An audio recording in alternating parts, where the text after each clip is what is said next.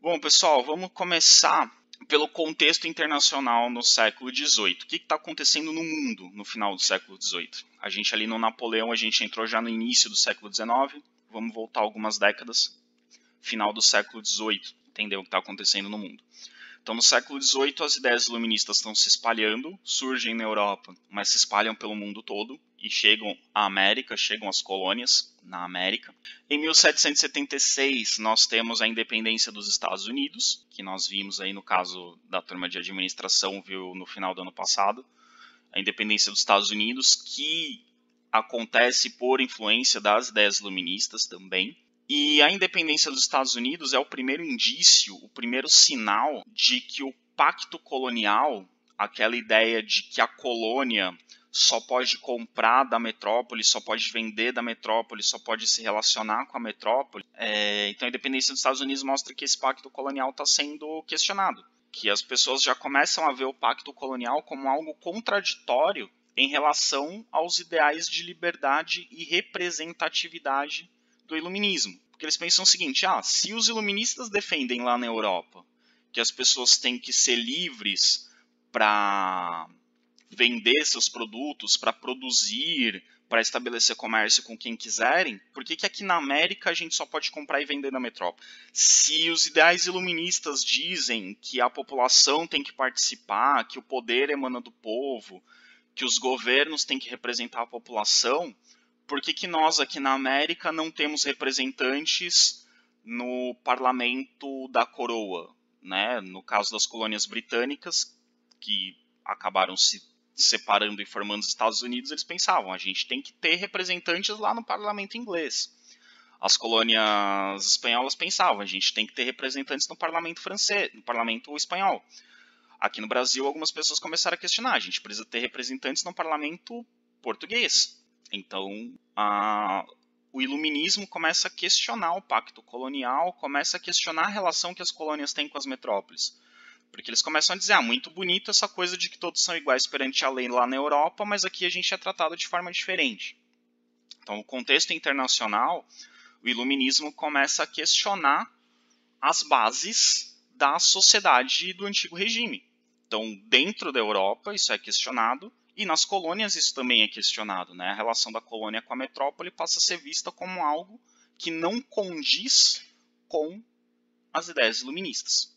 Vamos para o Brasil agora. O que estava acontecendo no Brasil no século XVIII? O Brasil era colônia de Portugal. Vocês devem se lembrar disso. E tanto Portugal quanto suas colônias eram governadas pela rainha Dona Maria I. Dona Maria I, que será um personagem importante nas próximas aulas. Dona Maria I, mãe de Dom João VI, vó de Dom Pedro I, bisavó de Dom Pedro II, governou Portugal nesse período. Dona Maria I foi uma importantíssima rainha de Portugal, foi uma rainha muito importante, o governo dela foi muito importante para a história de Portugal, foi um período de recuperação econômica de Portugal, e só que no final da vida, Dona Maria I precisou se licenciar do cargo de rainha e Portugal foi governado pelo príncipe regente, pelo príncipe herdeiro do trono, Dom João, porque Dona Maria teve problemas psiquiátricos. Dona Maria I ficou louca, então depois ela ficou conhecida como Dona Maria I a Louca. Mas nesse período que a gente está estudando, não, ela ainda era muito saudável e muito inteligente, era uma governante muito boa em Portugal. Nesse período do governo da Dona Maria I, no final do século XVIII, a plantação de açúcar, de cana-de-açúcar no Brasil, a lavoura canavieira, foi muito beneficiada justamente pelo que estava acontecendo no Haiti.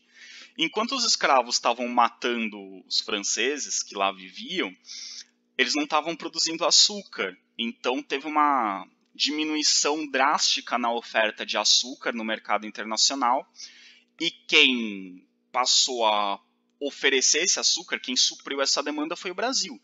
Então o Brasil viu a sua exportação de açúcar aumentar bastante, enquanto os escravos haitianos estavam tentando se separar da França. Com a expansão da lavoura canavieira, ela cresce na capitania de Pernambuco, ela cresce na região da Bahia e ela chega até São Paulo. Então São Paulo, que antes tinha tentado produzir açúcar, mas não tinha dado muito certo porque ninguém comprava o açúcar de São Paulo porque era muito longe, começa a produzir açúcar com certo sucesso. Então a lavoura canavieira se expande e junto com a lavoura canavieira se expande também a produção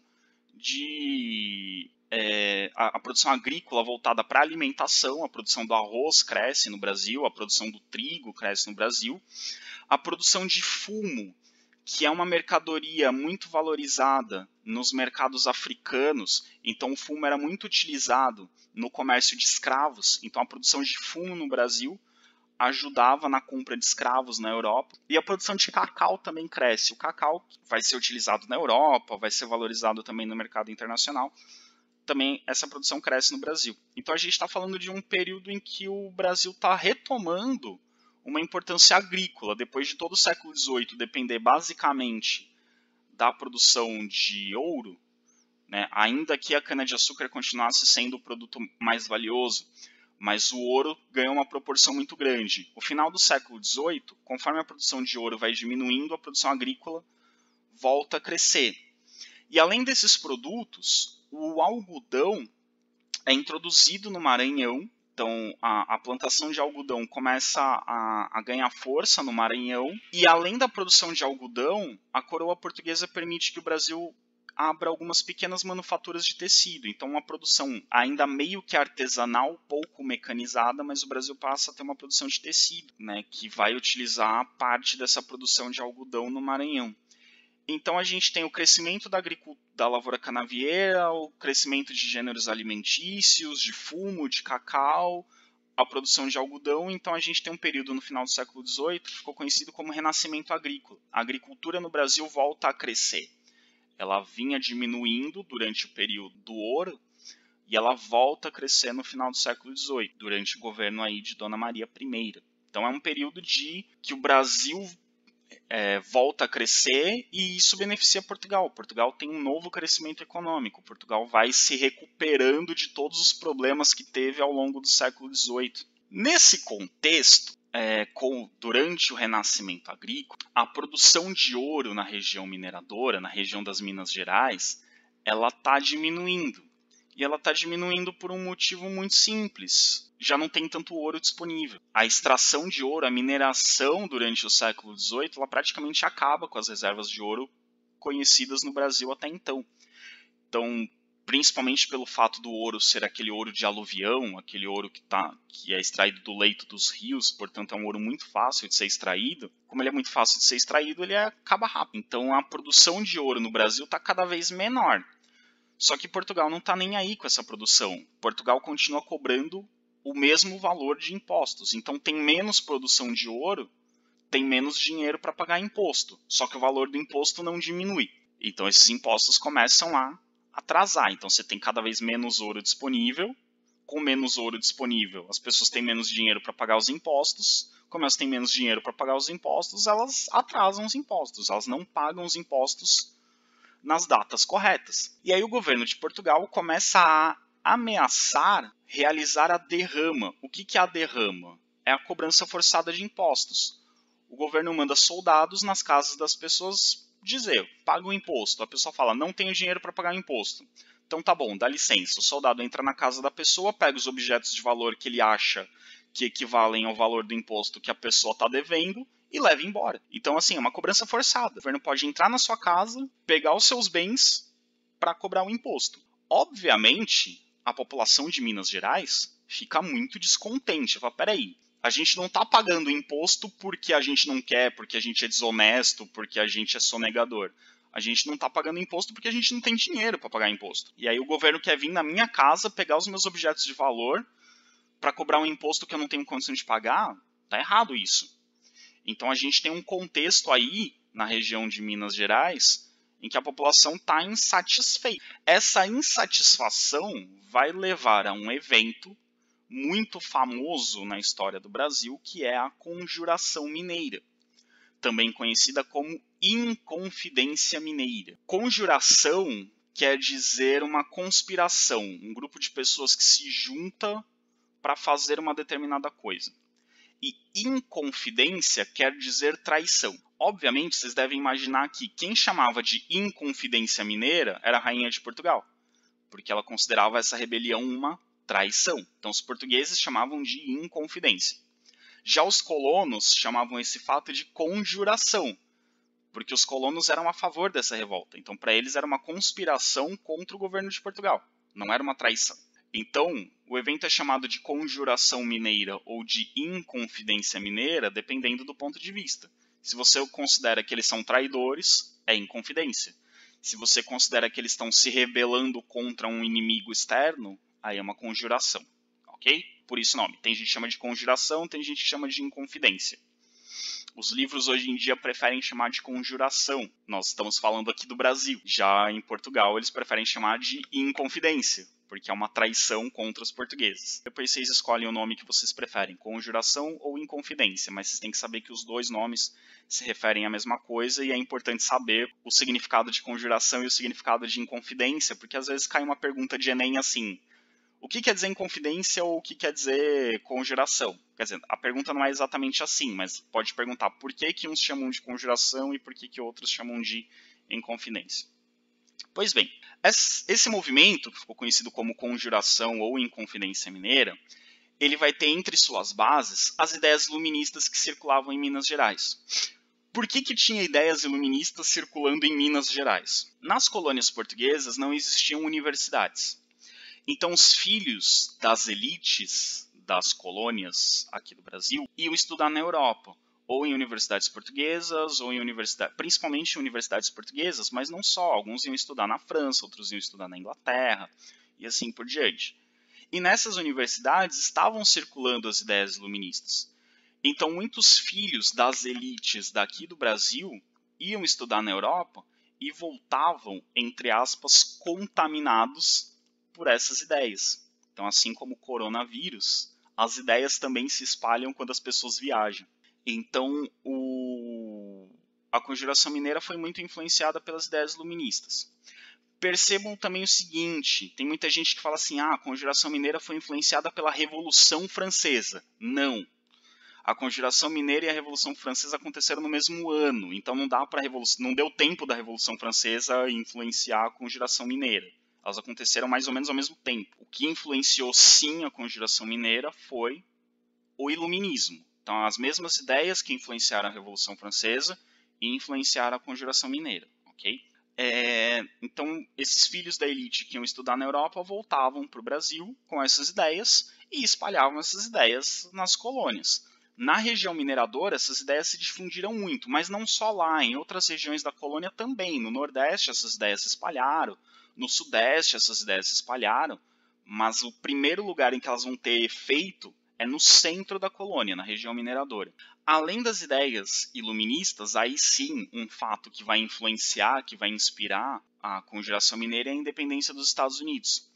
Então eles planejavam criar uma república em Minas Gerais muito parecida com a República Norte-Americana. Então eles se inspiraram na independência dos Estados Unidos, na Constituição norte-americana, para criar esse movimento das Minas Gerais. Esse movimento, pessoal, da conjuração mineira, ele foi um dos primeiros movimentos do Brasil a lutar por independência. Mas nós não podemos dizer que eles queriam a independência do Brasil.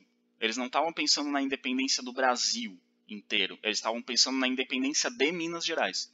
Eles queriam separar Minas Gerais de Portugal, não o resto do Brasil. Eles estão pensando só na região deles ali, não estão pensando no Brasil inteiro. Ok? Então, esse grupo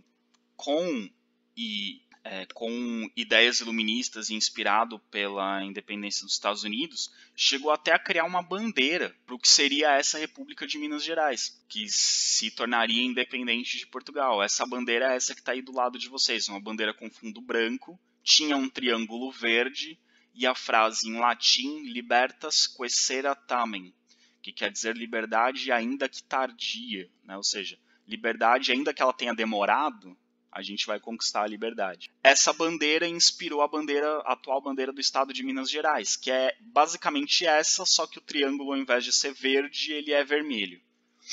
A bandeira do estado de Minas Gerais é essa, só troca o verde pelo vermelho. Pois bem, em 1789, mesmo ano da Revolução Francesa, um grupo de intelectuais da cidade de Vila Rica, que era a cidade mais importante da região mineradora, a cidade mais rica, por isso Vila Rica, que hoje se chama Ouro Preto, é uma cidade histórica de Minas Gerais, então ela trocou de nome. Esse grupo de intelectuais então planeja a independência de Minas Gerais. Eles articulam um plano em que eles iniciariam uma rebelião e o resultado dessa rebelião seria separar Minas Gerais de Portugal. Então esse novo país, a República de Minas Gerais, seria um país republicano, imitando os Estados Unidos, seria um país com livre comércio, ideia iluminista, o liberalismo econômico do Adam Smith, e um país com leis próprias, leis inspiradas nas ideias iluministas. Então eles queriam fazer uma república com ideia inspirada no iluminismo aqui na América do Sul. Só que, de novo, eles queriam separar Minas Gerais. Eles não estão pensando no Brasil inteiro, só em Minas Gerais. Ok? Pois bem, alguns dos principais nomes que participaram da Conjuração Mineira. Reparem que a maioria desses principais nomes são pessoas da elite da sociedade mineira. São advogados, são pessoas ligadas ao exército, são comerciantes, são proprietários. A maioria deles são pessoas das camadas mais altas da sociedade, da classe média ou das camadas mais altas. Então a gente tem entre esses nomes, alguns nomes que talvez vocês já tenham ouvido falar em aulas de literatura, como Tomás Antônio Gonzaga, que era um jurista, ele era formado em Direito e também poeta, ele ficou mais conhecido como poeta. Cláudio Manuel da Costa, que ficou mais conhecido como poeta, mas também era advogado e fazendeiro, então ele fazia parte de uma elite. Alvarenga Peixoto era um advogado, José Álvares Maciel, um engenheiro, José da Silva Rolim era um padre. Então a gente tem pessoas aí ligadas a grupos que estudam, né, que frequentaram universidades, engenheiros, juristas, advogados, padres, são pessoas de estudo, que portanto pertencem a uma elite da sociedade. Também temos o Francisco de Paula Freire de Andrade, que era um tenente-coronel do exército, então era uma pessoa que tinha um cargo alto dentro do exército português, na colônia. E também entre essas pessoas havia pessoas de condições mais humildes, uma pequena burguesia e até algumas pessoas mais pobres, ex-escravos, pequenos comerciantes, mas esses não eram os principais líderes.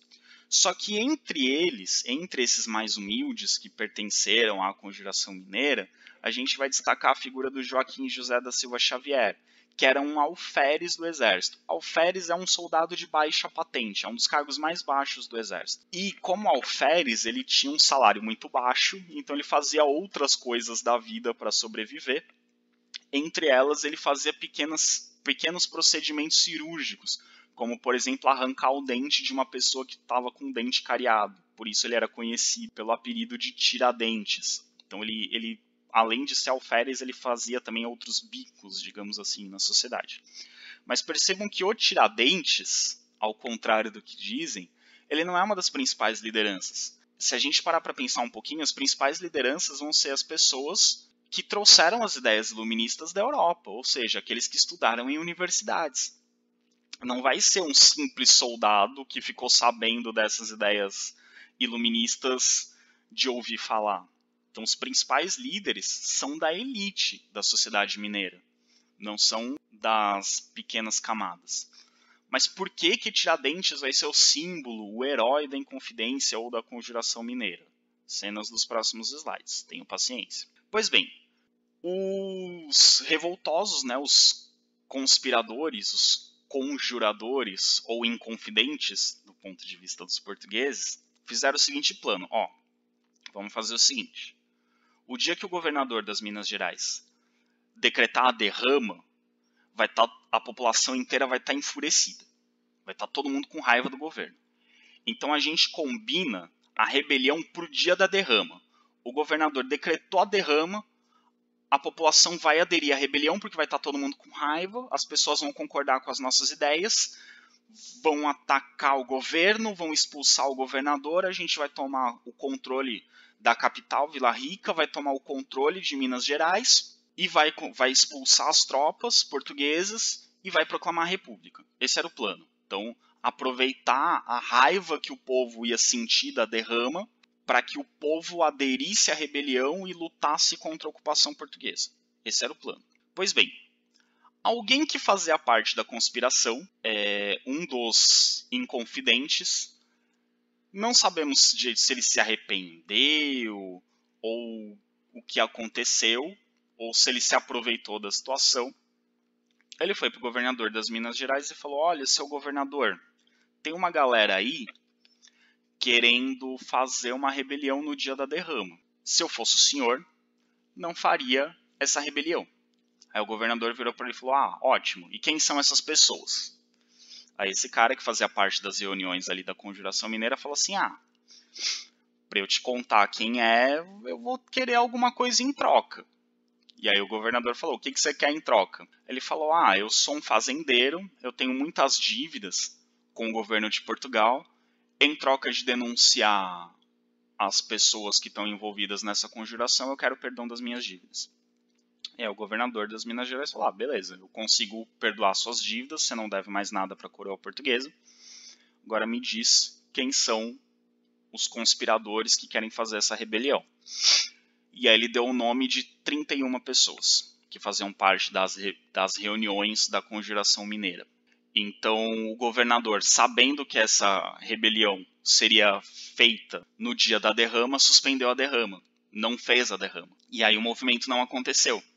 E aí logo após suspender a derrama, ele mandou soldados na casa desses 31 homens que foram denunciados e mandou prender todos eles. E todos eles foram presos, acusados de inconfidência. Inconfidência é o crime de deslealdade à coroa. Deslealdade à coroa é um crime muito grave. Dependendo do processo, se a pessoa for considerada culpada pelo crime de deslealdade, o crime de deslealdade à coroa é classificado como um crime de lesa majestade. Crime de lesa majestade é um crime contra a pessoa do rei, no caso, contra a pessoa da rainha. O crime mais grave que pode acontecer numa monarquia é o crime de lesa majestade. E ele é tão grave que ele só pode ser pago com a pena de morte. Então a gente está falando de 31 pessoas acusadas de um crime muito grave, que é o crime de traição à rainha. Traição à rainha, só pena de morte, ok? O que acontece? Dos 31 que foram presos, escolheram um se prontificou, e a gente vai discutir isso daqui a pouco. Uma pessoa assumiu toda a responsabilidade pelo evento. Falou: não, eu sou o líder, os outros só me seguiram. Quem foi essa pessoa que assumiu toda a responsabilidade pelo movimento? Tiradentes. Então Tiradentes, ele foi o único condenado à morte porque ele falou: não, eu sou o líder, os outros só me seguiram. Então eu sou o líder, então eu que respondo por isso. Então, como ele foi considerado o único líder, ele foi condenado à morte por enforcamento, e a sua pena foi executada no dia 21 de abril de 1792. Por isso que o dia 21 de abril é o dia de Tiradentes, feriado nacional, para comemorar a memória, ou para relembrar a memória desse que é considerado um herói da independência do Brasil, um dos primeiros a dar sua vida pela liberdade dos brasileiros. Depois a gente vai discutir o que isso significa. Fora o Tiradentes, os outros receberam... Então o Tiradentes foi o único que foi morto, que foi condenado à morte. Os outros receberam penas mais graves ou mais leves, dependendo da sua participação no movimento ou, prestem bem atenção nisso, da sua condição social, certo? A condição social interfere no tamanho da pena. Então vamos lá. Desses 18, dos 31 que foram presos, 18 foram exilados na África. Então eles foram expulsos do Brasil e levados para colônias africanas. Então é a pena de degredo, você tem que sair da sua terra e viver em outro lugar. Então eles não podiam mais viver no Brasil, foram viver em colônias portuguesas na África. Ah, eles viveram em prisões na África? Não, viveram como pessoas comuns, só que longe do Brasil. Outros 6 foram absolvidos por falta de provas. Então o processo não encontrou provas de que eles ajudaram na conspiração. Então eles foram absolvidos. Não sabemos se esses 6 realmente não tinham provas que os condenassem, ou se os advogados deles eram muito bons, ou se simplesmente por serem pessoas da elite, o juiz falou: ah, não tem prova, liberta. Cláudio Manuel da Costa, que era poeta e jurista, morreu na prisão. Só que não sabemos exatamente a causa da morte dele. Quem morre na prisão nessa época, a causa da morte é morte na prisão. Não dá para saber se ele morreu de doença, se ele morreu de fome, mas provavelmente, no caso dele, ele foi morto durante a tortura. Vamos lembrar que nessa época a tortura era um procedimento comum nos interrogatórios. Não era algo que só a Inquisição fazia, que a Igreja Católica fazia. Todos os governos, todos os reinos usavam a tortura para interrogar os prisioneiros. E o Cláudio Manuel da Costa provavelmente morreu em decorrência de... E os padres que se envolveram na Inconfidência Mineira receberam julgamento secreto. Então a gente não sabe qual foi a pena, se eles foram condenados, se foram condenados, qual foi a pena que eles receberam. O julgamento era secreto, por conta de acordos da coroa portuguesa com a Igreja Católica, então a gente não sabe qual foi a punição que eles receberam, o que aconteceu com esses padres, certo? Então, o único condenado à morte foi o Tiradentes. Por que o Tiradentes? Se eu falei para vocês no slide anterior que Tiradentes não era um líder. Por questões óbvias, os líderes são os que foram estudar na Europa e trouxeram essas ideias. O Tiradentes, ele aderiu ao movimento, mas ele não era propriamente uma liderança. Pode até ser que ele fosse um dos líderes, mas com certeza ele não era o único líder, ou o principal líder. Por que ele foi considerado o único líder? Para entender isso, a gente vai agora entrar numa parte da aula que eu vou ensinar para vocês uma coisa muito perigosa. Eu vou ensinar vocês a construir um herói, ou a construir um mito. Então, é uma informação muito perigosa porque vocês podem usar isso para o bem, que é para desconstruir a imagem de falsos heróis, que são colocados aí todos os dias na mídia, para que nós veneremos. Ou também vocês podem usar para o mal, que é criar heróis para convencer as pessoas a seguir essas pessoas. Então eu vou ensinar para vocês, imaginando que vocês vão usar para o bem. Se vocês usarem para o mal, problema de vocês, Deus está vendo. Então, como construir um herói? E Tiradentes é um grande exemplo de como a gente constrói um herói. Primeiro vamos falar um pouco sobre o Tiradentes. Tiradentes, como eu já disse para vocês, ele era um alferes do exército, é um militar de baixa patente, é um soldado raso, é um soldado sem grandes responsabilidades, não tinha um grande poder, um grande cargo dentro do exército. Além de alferes do exército, para complementar a sua renda, ele exercia outras profissões, e é dessas outras profissões que vem o apelido de Tiradentes. Ele, entre outras coisas, ele não era exatamente um dentista, mas pessoas que estavam com dor de dente, ele pegava lá um alicate, arrancava o dente da pessoa, para a pessoa parar de sentir dor. Ele foi identificado como líder do movimento da Conjuração Mineira, e por ser identificado como líder, ele foi condenado à morte. E a sua pena de morte foi executada no Rio de Janeiro, na capital da colônia, em praça pública, para que todo mundo visse, para servir de exemplo, porque foi um crime de lesa majestade, então é um crime muito grave, e para que todo mundo visse o que acontece com os traidores da rainha, para que ninguém queira fazer igual.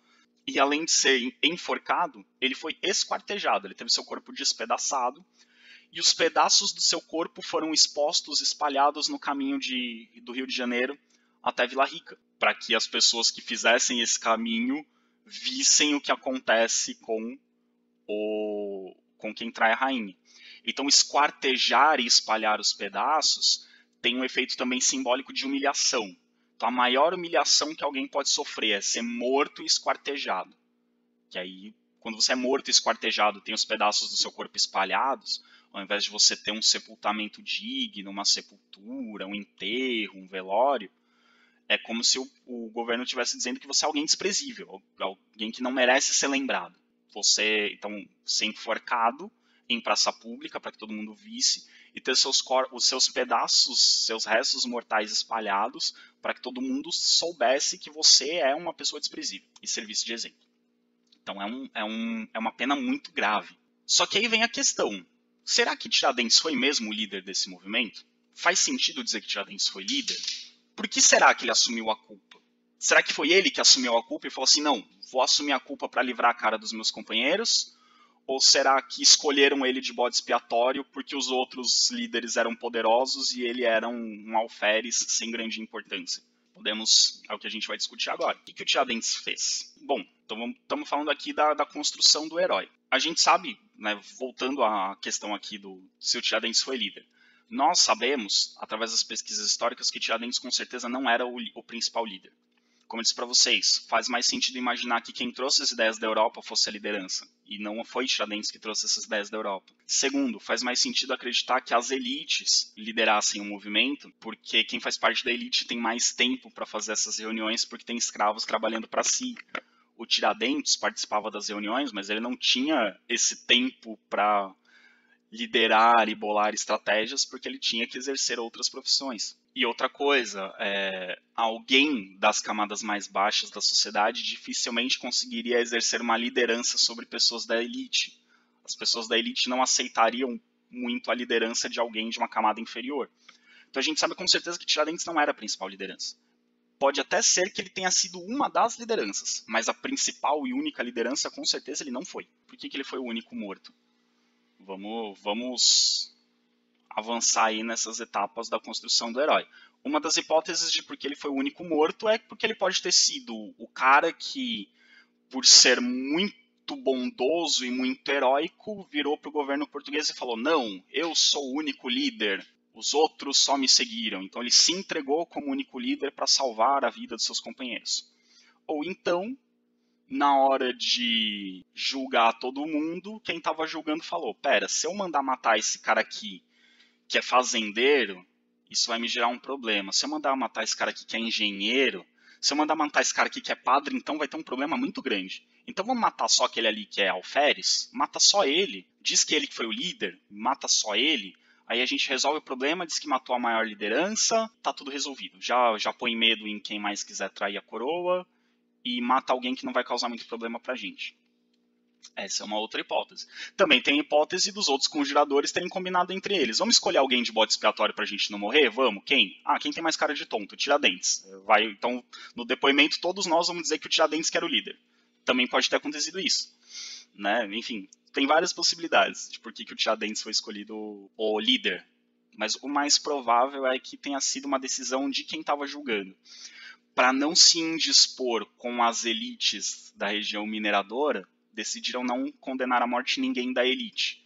Escolheram alguém entre os que pertencem às camadas mais baixas e que teve alguma participação no movimento para ser o líder, para representar a condenação a esse movimento. Mas vamos lá. Como que a gente constrói um herói? Tem algumas etapas para a gente construir um herói e a gente vai discutir um pouco se o Tiradentes passou por essas etapas. E depois vocês podem usar essas etapas para analisar outros heróis da sociedade brasileira, se eles foram construídos dessa forma. Primeiro, você tem que identificar o seu herói com uma causa. No caso do Tiradentes, isso está bem claro. A figura do Tiradentes é identificada com a causa da independência do Brasil, ou da liberdade do Brasil. Mas também vamos prestar atenção que o Tiradentes ele só se torna um símbolo, um herói nacional, depois da proclamação da República. Durante o período imperial, Tiradentes não é considerado herói. Ele ainda é considerado um traidor. Isso tem a ver com o fato de que o primeiro imperador do Brasil era neto de Dona Maria I. Então pegaria muito mal escolher como herói da independência alguém que traiu a avó do imperador. Só depois da proclamação da República que o Tiradentes vai se transformar num herói nacional. Mas ele é identificado com a causa da liberdade, da defesa da nação brasileira. Segundo, associe a imagem do herói a algum símbolo de forte apelo. Se você conseguir convencer as pessoas de que esse herói é muito parecido com outro personagem que todo mundo admira, fica muito fácil transferir a admiração desse outro personagem para esse herói que você está construindo. Isso vai ficar mais claro nas imagens que a gente vai analisar. Terceiro, mostra que seu herói tinha muitas virtudes, de preferência que não tinha defeitos. Então, Tiradentes, vão contar a história do Tiradentes como Tiradentes sendo corajoso, forte, inteligente, destemido, um homem batalhador que tinha várias profissões, que lutava para sobreviver e que mesmo assim se dedicou à luta contra a opressão e a exploração portuguesa e sacrificou sua vida pelo Brasil. Olha como o Tiradentes é um cara bom. Então você tem que mostrar que o seu herói tem muitas virtudes, que ele tem muitas qualidades. Se de quebra você mostrar que ele não tem defeito, melhor ainda. Então se o seu herói for tipo um santo, que só faz coisas boas e não faz coisas ruins, todo mundo vai amar o seu herói. E por último, mostra que seu herói é capaz de morrer pelo que acreditava. Todo herói tem que ser capaz de morrer. E se ele morrer de verdade, melhor ainda. Então se o seu herói correu o risco de morrer em algum momento, ou se ele morreu de verdade, aí todo mundo vai falar, nossa, esse cara realmente é corajoso e ele amava tanto essa causa que ele foi capaz de dar a vida por ela. Ele tem que ser admirado. E o Tiradentes, ele morreu pela liberdade do Brasil. Mártir, né? O mártir é aquele que morre por uma causa. Então, ele não só correu o risco de morrer, como morreu mesmo. Talvez vocês já estejam imaginando pelo menos uma pessoa que seja considerada um herói nacional por muitas pessoas nos últimos anos aí no Brasil. Mas eu não vou dar exemplos atuais, só vou falar do Tiradentes e vocês aplicam essa metodologia para analisar os heróis que vocês quiserem. Ok? Vamos lá. Então, vamos pegar esses critérios que eu acabei de falar e vamos ver se eles se aplicam ou como eles se aplicam ao Tiradentes, que eu já dei o spoiler de que o Tiradentes ele passa por esses 4 critérios, né? Passa por esses passos para construir o herói. Temos aqui o Tiradentes, uma das imagens que representa o Tiradentes. Normalmente, nós vemos representações de Tiradentes com esse jeitão aí. Ele é um cara de barba comprida, cabelo comprido. Nessa gravura ele está com um olhar sereno. E aqui essa imagem tem uma legenda, né? Alferes Joaquim José da Silva Xavier, o Tiradentes, precursor da independência e da República do Brasil. Então ele é considerado um herói que deu início à independência e à república, porque a Inconfidência Mineira queria proclamar a república. Essa gravura, pessoal, ela foi feita já com o Brasil republicano, quase um século depois, ou mais de um século depois da morte do Tiradentes. Então quem fez esse desenho do Tiradentes nunca viu o Tiradentes, não conheceu o Tiradentes pessoalmente. Será que essa era a mesma cara do Tiradentes? De onde será que tiraram a cara do Tiradentes, assim, de ter a barba comprida e o cabelo? Vocês sabem nessa imagem diferenciar quem é Tiradentes e quem é Jesus Cristo? Acho que vocês são espertos, vocês já identificaram que na esquerda é um Cristo Pantocrátor, né? Na direita é o Tiradentes. Mas reparem as duas imagens, são idênticos. Se não fosse a corda identificando o Tiradentes que morreu enforcado, não daria muito para diferenciar quem é Jesus e quem é Tiradentes. Então a imagem do Tiradentes que a gente conhece é uma adaptação da imagem de Jesus Cristo. O cabelo comprido, a barba comprida, vem da representação mais tradicional de Jesus Cristo, com cabelo comprido e barba comprida. Por que representaram Tiradentes como se ele fosse Jesus Cristo? Um dos critérios da construção do herói, identificar como uma figura de forte apelo. Se você associa a imagem de Tiradentes com a imagem de Jesus Cristo, você transfere a admiração que as pessoas têm por Cristo para Tiradentes. E Cristo foi alguém que morreu pela humanidade. Tiradentes é alguém que morreu pelo Brasil. Então você transfere as características de Jesus Cristo, as qualidades de Cristo e a admiração que as pessoas têm por Cristo para Tiradentes. Okay? Faz parte da construção do herói identificar Tiradentes com a própria imagem ou com a imagem do próprio Cristo. Mas afinal de contas, como que era o Tiradentes? Tem uma notícia ruim para vocês que estão curiosos. A gente não sabe como o Tiradentes era de verdade. Aqui eu tenho para vocês dois relatos de 2 historiadores de épocas diferentes falando sobre o Tiradentes. E são 2 historiadores que não conheceram o Tiradentes. O Varnhagen nasceu muito depois do Tiradentes ter morrido e o Paulo Miceli é um historiador recente. Então eles não viram Tiradentes. O que o Varnhagen escreveu sobre Tiradentes? Ele escreveu o que as pessoas contavam sobre o Tiradentes. E as pessoas contavam sobre Tiradentes o seguinte, o Varnhagen escreve: cumpre acrescentar que, além da circunstância de ser Tiradentes, devia contribuir também o seu físico. Era bastante alto e muito espadaúdo, de figura antipática, e feio e espantado. Então Varnhagen, pela descrição que as pessoas dão, ele dizia que o Tiradentes era um cara alto, forte e feio, e com cara de espanto. Dá para fazer a imagem de um herói feio e espantado? Não, as pessoas vão ter medo. E o objetivo é fazer as pessoas admirarem. Então, Tiradentes, em nenhuma imagem vocês vão ver ele feio, espantado e antipático. Vão ver ele calmo, sereno, na medida do possível, belo, semelhante à imagem que a gente tem de Cristo. Então, mas como que ele era? Ele tinha barba, ele tinha cabelo comprido, ele era loiro, moreno, ele tinha o cabelo crespo, ele tinha um cabelo liso, ele tinha olho claro, olho escuro? Não sabemos. Por que nós não sabemos? Aí vem o que o Paulo Miceli nos conta. Do rosto de Tiradentes pouco se sabe. Sumiu com a cabeça. Quando esquartejaram o Tiradentes, espalharam os restos mortais dele, a cabeça se perdeu. Então, como era o rosto de Tiradentes, a gente não tem vestígio, a gente não tem relato. E ninguém da época fez um retrato falado do Tiradentes, ou alguém que julgou o Tiradentes teve a ideia brilhante de descrever, olha, o Tiradentes é assim, assim, assado. Não temos registros de como ele era. Então Paulo Miceli continua. Por isso, cada um tratou de criar seu próprio Tiradentes, havendo quem o veja como um imponente oficial e quem o apresente assemelhado a Jesus Cristo.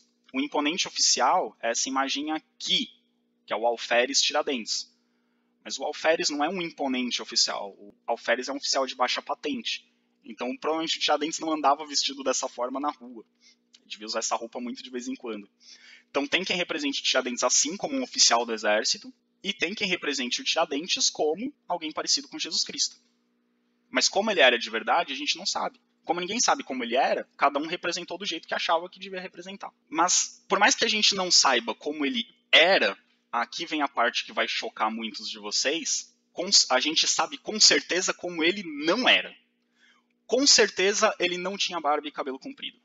Por que, que a gente sabe com certeza que ele não tinha barba nem cabelo comprido? Por um simples detalhe. Aqui a gente tem do Edgar Barros, um outro historiador, que com base em diversos documentos, ele conta a história de Tiradentes. E através dos documentos ele chega à seguinte conclusão. Ele conta ali a execução do Tiradentes, como foi. O Tiradentes ficou um tempão preso. Ele ficou de 1789 até 1792 preso. E só em 1792 ele foi executado, né? Ele foi enforcado. E aí o Barros conta aqui como foi a execução do Tiradentes. Mais ou menos às 7 horas da manhã, o negro Capitânia, que servia de carrasco, trazia nos braços uma corda comprida e grossa e um camisolão branco, a chamada alva dos condenados.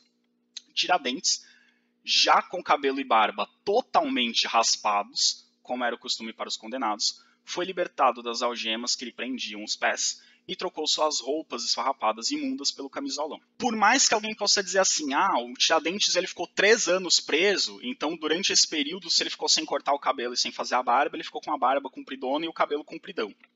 Não temos nenhuma prova de que isso aconteceu. Inclusive, há historiadores que relatam que foi encontrado na cela do Tiradentes uma navalha. Então, que mesmo preso ele fazia a barba. Mas mesmo que a gente considere que ele ficou sem fazer a barba durante 3 anos e sem cortar o cabelo durante 3 anos, no dia da condenação, eles tinham que cortar a barba, raspar a barba e raspar o cabelo.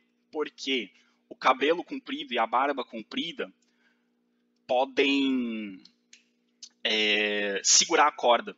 Eles podem proteger o pescoço da corda e impedir o enforcamento, ou retardar o enforcamento, ou dificultar o enforcamento. Então não era interessante enforcar alguém que tivesse o cabelo e a barba comprida. Então antes de enforcar a pessoa, eles cortavam o cabelo, cortavam a barba, para a pessoa ser enforcada de forma mais eficiente. Não sei se vocês sabem como que é a morte por enforcamento, a condenação por enforcamento. Muita gente acha que a morte por enforcamento é a pessoa morrer asfixiada.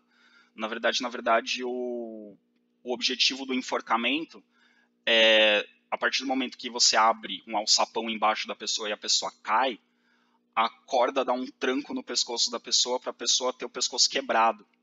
Então o objetivo é que a pessoa morra na hora com o pescoço quebrado. Se ela não morre na hora com o pescoço quebrado por algum motivo, porque o nó da corda não foi feito direito, porque a pessoa era muito forte, enfim, se ela não morre na hora, aí sim a corda fica esmagando o pescoço da pessoa até ela morrer asfixiada. Mas a ideia da morte por enforcamento é que ela morra na hora que cai. Que o tranco da corda quebra o pescoço da pessoa. E o cabelo e a barba compridos iam amortecer esse tranco, então a pessoa não morreria na hora.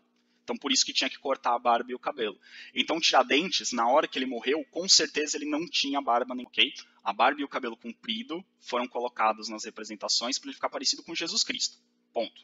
Ok? Esse quadro eu acho muito interessante. Aqui esse quadro também, reparem que ele está com o cabelo comprido e a barba comprida. O que nós imaginamos que ele não devia ter. Ele devia ser uma pessoa que fazia a barba. Até porque ele era um alferes do exército. Alferes do exército tinham que andar arrumadinhos. Eles tinham que andar com a barba feita e com o cabelo cortado. E ele aqui está aparecendo com o cabelo comprido e a barba comprida. Esse quadro representa a prisão de Tiradentes. Percebam que esse quadro mostra Tiradentes bravo, um Tiradentes heróico. Um Tiradentes armado, preparado para resistir à prisão. Um Tiradentes que não se entrega. Ou seja, um herói. O herói não se entrega. O herói não vai aceitar a sua condenação assim, sem lutar, sem resistir. Então é necessário representar Tiradentes como alguém que vai lutar até o final. Mesmo com tropas, com vários soldados chegando para prendê-lo, ele não vai se entregar assim tão fácil. Se quiserem levá-lo, vão ter que levá-lo à força. Ele não vai se entregar. Isso realmente aconteceu? Não sabemos. Provavelmente não. Mas é assim que representam Tiradentes sendo preso. De novo, há outras passagens aí do processo de condenação de Tiradentes. Aí do lado esquerdo nós temos Tiradentes sendo julgado. Vocês conseguem identificar o Tiradentes ali? Ele está com uma corrente na mão, uma camisa branca e a mão no peito. E do lado direito nós temos Jesus Cristo sendo julgado. Aí, esse quadro do lado direito, ele não está diante de Pôncio Pilatos, ele está diante de Herodes, né? Que Jesus Cristo é levado para Pôncio Pilatos manda ele para Herodes manda ele de volta para Pôncio Pilatos. Ali Jesus está na frente de Herodes. Reparem que a figura de Tiradentes, calma, tranquila, serena no seu julgamento, é muito semelhante à figura de Jesus Cristo, calmo, tranquilo, sereno no meio do seu julgamento. Então, de novo, associar a figura do seu herói a uma figura de forte apelo. Em muitos quadros, Tiradentes é representado de forma muito parecida com Jesus Cristo. Não só a questão da barba e do cabelo, a atitude, a postura e as cenas da vida de Tiradentes imitam cenas da vida de Jesus Cristo. Então não dá para você desconfiar de um cara que é igual a Jesus Cristo. Você vai gostar do seu herói igual você gosta de Jesus Cristo. Aqui do lado esquerdo nós temos uma cena do filme Paixão de Cristo, dirigido pelo Mel Gibson, que é um filme muito forte porque tenta mostrar de forma muito realista toda a tortura, todas as torturas que Jesus Cristo sofreu até ser morto na cruz. E do lado direito nós temos uma estátua de Tiradentes, que existe lá em Minas Gerais, numa cidade de Minas Gerais. Reparem que o Cristo ali do lado esquerdo e o Tiradentes do lado direito são idênticos, são praticamente a mesma pessoa. Tá, tudo bem, o penteado do Tiradentes é um pouquinho mais trabalhado do que o de Jesus Cristo ali do lado esquerdo, mas a própria roupa, a própria túnica, que a gente sabe que os condenados no final do século XVIII não usavam essa túnica. Essa túnica se parece muito mais com uma túnica da época de Jesus Cristo. Mas ali, Tiradentes, com a cordinha no pescoço, é muito parecido a Cristo sendo levado à pena de morte. Então, de novo, associar a figura do seu herói a uma figura de forte apelo. E não existe figura de maior apelo no mundo ocidental do que o próprio Jesus Cristo. E esse quadro, que é um dos quadros mais sensacionais que nós temos sobre Tiradentes, esse quadro é uma aula de como identificar o herói a uma causa. Esse quadro é de um pintor chamado Pedro Américo. E esse quadro é Tiradentes esquartejado. Esse quadro representa Tiradentes ali com a barba grande, que nós já vimos que no momento do enforcamento, que quando ele foi enforcado ele não estava usando barba, e o corpo dele esquartejado. A cabeça separada do restante do corpo, a perna separada do tronco, temos aí o corpo de Tiradentes esquartejado. É um quadro muito forte, é uma imagem muito forte. E aqui embaixo tem a assinatura do Pedro Américo e a data que ele fez, 1893, então foi 101 anos após a morte do Tiradentes. Então, obviamente, o Pedro Américo não estava presente na condenação de Tiradentes. Reparem que do lado da cabeça ensanguentada de Tiradentes tem ali um crucifixo. Então, de novo, associar a figura de Tiradentes à imagem de Cristo. Comparar Tiradentes com Cristo. Cristo foi alguém que morreu, foi injustamente condenado e deu a vida pela salvação das pessoas. Tiradentes foi alguém injustamente condenado, segundo seus apoiadores, que deu a vida pelo Brasil. Então, associar, então colocar o crucifixo ali com Cristo, né, o Cristo crucificado do lado do Tiradentes morto, é um jeito de também associar a figura de um com o outro, pegar o prestígio, a simbologia do Cristo e passar para a imagem de Tiradentes. Só que tem um outro detalhe muito interessante que poucas pessoas reparam quando olham para esse quadro. A disposição dos pedaços do corpo de Tiradentes não estão colocadas à toa. Elas estão colocadas num formato específico para representar uma coisa específica. Que coisa específica é essa que os pedaços do corpo de Tiradentes estão querendo representar? O mapa do Brasil. O corpo de Tiradentes está disposto no quadro como no formato do mapa do Brasil. Então, o Pedro Américo, quando fez esse quadro, ele estava querendo associar Tiradentes ao Brasil. Tiradentes representa o Brasil. Tiradentes é um mártir do Brasil. A morte de Tiradentes ajuda a fundar o Brasil independente e depois o Brasil republicano. Então, associar esse herói com muitas qualidades, o herói que não se entrega, o herói que dá vida pela sua causa, ao país. Então, conseguiram perceber como é construída a imagem desse herói do Tiradentes? Então, aqueles passos ali que a gente viu, aplicados ao Tiradentes. Depois tentem fazer essa análise com outros heróis nacionais que vocês conheçam. Vejam se ela se encaixa.